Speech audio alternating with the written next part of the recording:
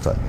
ముఖ్యంగా మన పార్లమెంట్ ఎన్నికల సందర్భంగా బయటపడ్డటువంటి అనేక వింతలు, అనేక ఆందోళనకరమైనటువంటి విషయాలు మరిన్ని అనుమానాలకు దారితీస్తూ ఉన్నాయి.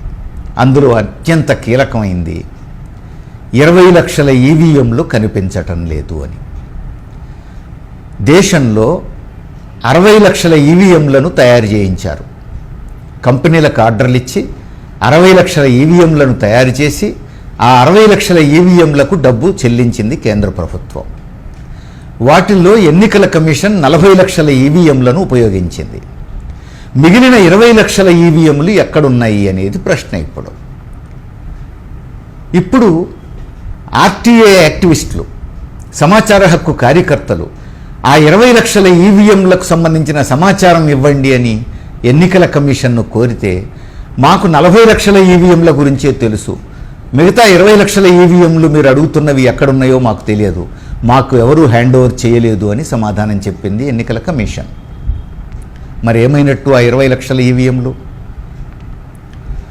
60 లక్షల ఈవీఎంలను తయారు చేయించారు, 40 లక్షలు ఎన్నికల కమిషన్కి ఇచ్చారు, మిగతా 20 లక్షల ఈవీఎంలు ఎక్కడున్నాయి? దీనికి మోడీ సమాధానం చెప్పడు, ప్రభుత్వంలో ఏ అధికారి సమాధానం చెప్పడు. 1 కాదు 2 కాదు 20 లక్షల ఈవీఎంలు గల్లంతు. ఎట్లా సాధ్యం? ఇప్పుడు అందరికీ అనుమానాలు వస్తున్నాయి.